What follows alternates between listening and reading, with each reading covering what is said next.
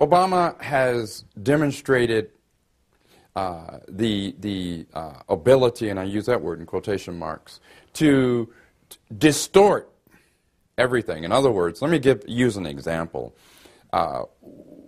When it comes to war, somehow Obama makes war seem to be not only acceptable, but absolutely necessary, imperative, even good, if you will. All in the name, simultaneously, all in the name of saying he's anti-war.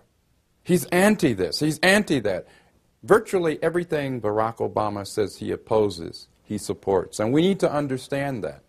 That's why he is a weapon, such an insidious and powerful weapon.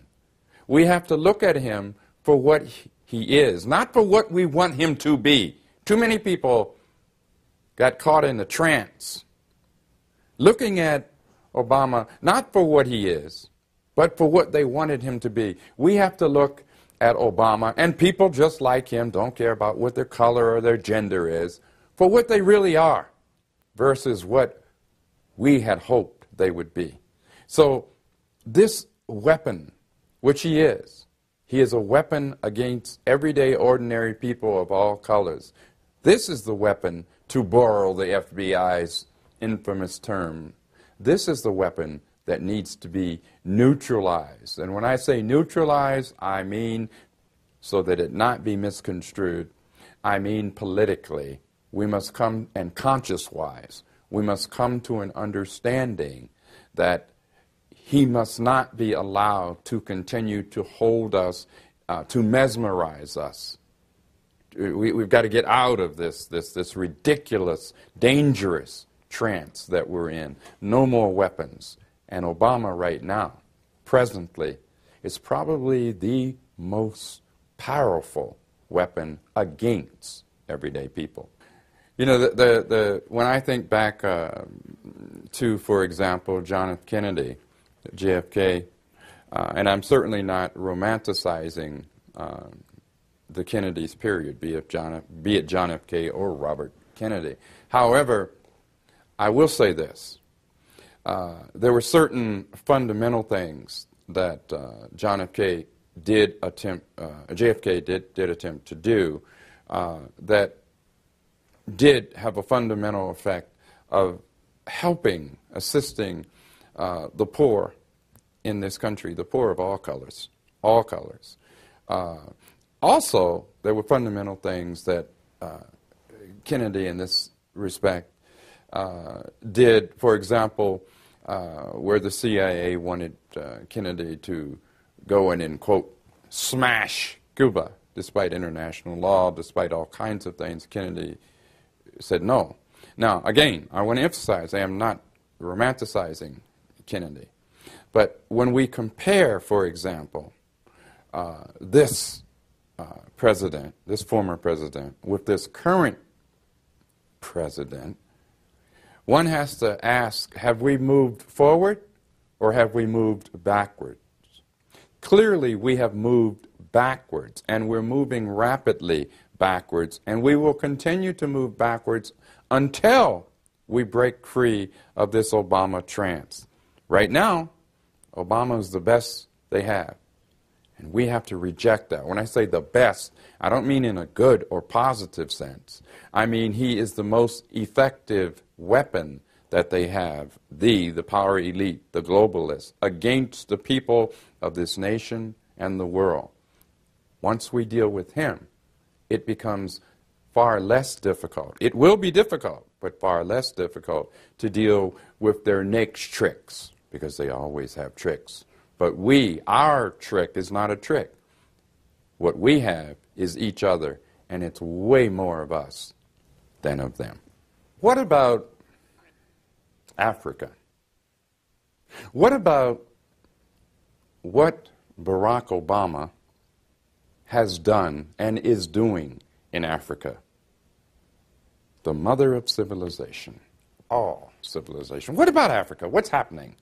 Well, you know, in the first film, The Obama Deception, it was predicted, and rightly so, it has been proven to be correct, that Obama and his minions would be attacking Africa, would be developing war plans and carrying out those war plans. Did that happen?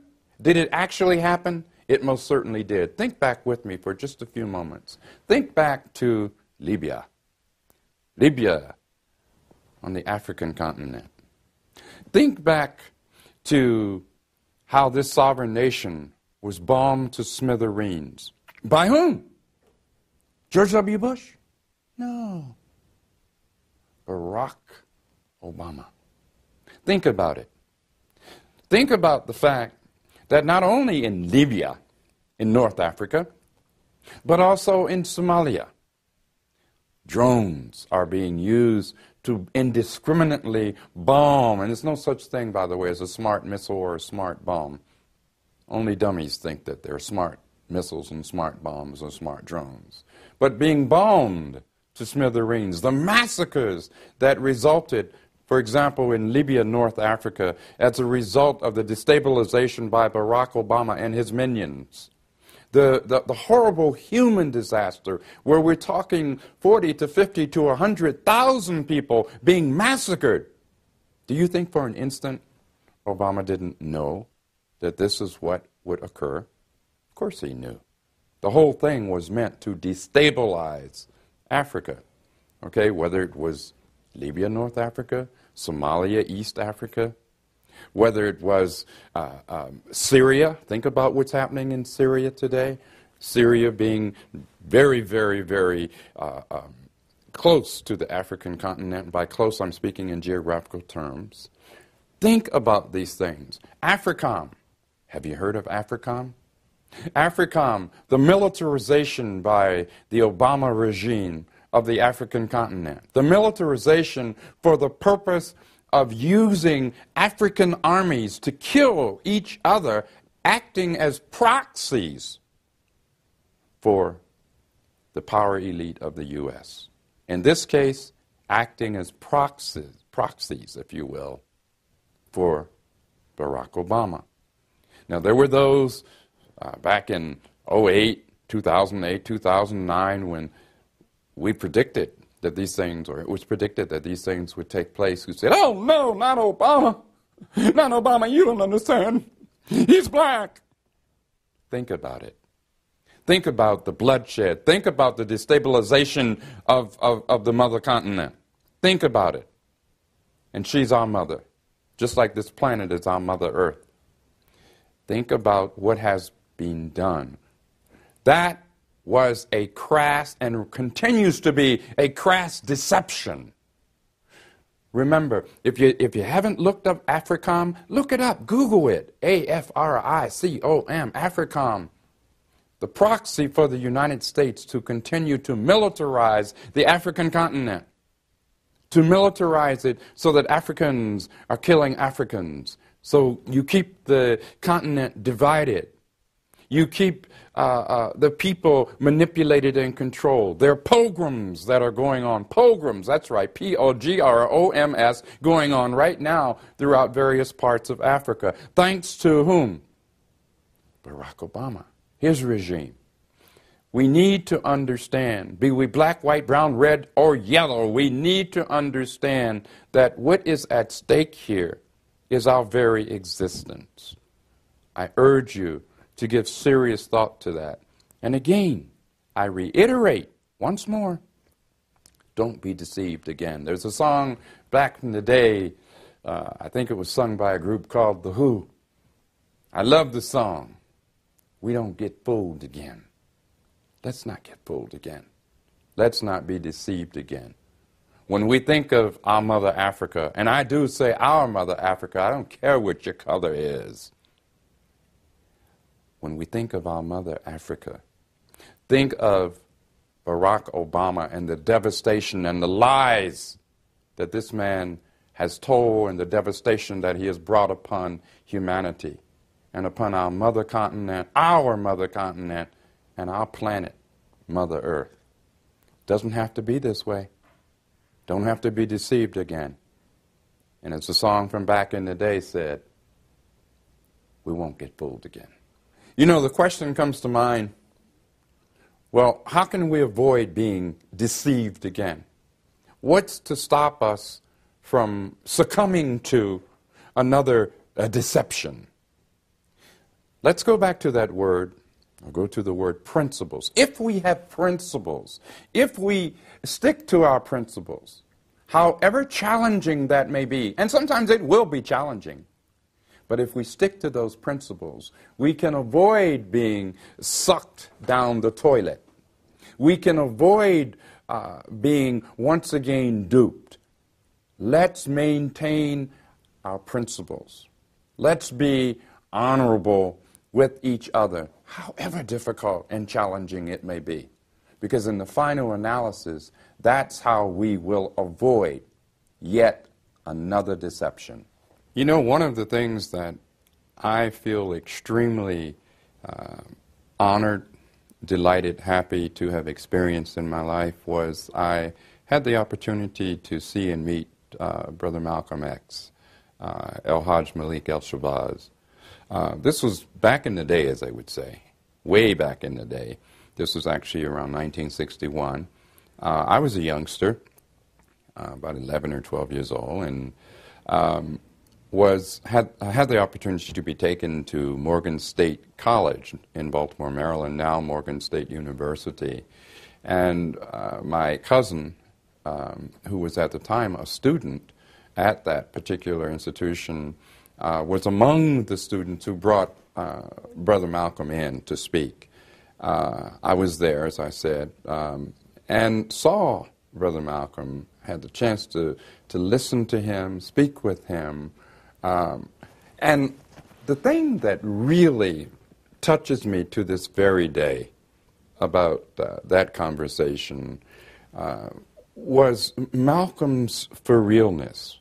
One of the reasons that I admire Malcolm so much, and this is not about the cult of the personality, this is just about human being to human being. One of the reasons I admire Brother Malcolm is because he evolved.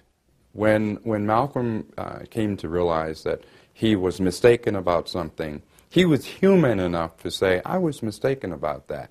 I'm using the example of how Malcolm grew from being a mere cultural black nationalist to an internationalist, to someone who believed in the need for humanity to come together as a whole. And what I remember when I saw Malcolm was his humanity. Malcolm had a smile that would blow your mind, as we used to say back in the day. He could walk into a room, and you could be engaged in an intense conversation, and Malcolm would smile, and you would just be engulfed by his humanity, as was I. Being as young as I was, I read a lot. I was an avid reader. My parents were both school teachers, poor, but school teachers, so they believed strongly in reading, in studying, in debating, etc. Anyway, at that young age, I could sense that Malcolm was first and foremost a human, and he spoke not down to me, but he spoke with me. And to this very day, decades later, many decades later, I think that's what I think of when I think of Brother Malcolm, a man of great humanity, a man of wit, of intellect, but most of all, a human who evolved constantly. Which leads me into a topic that is sometimes very difficult for me to discuss.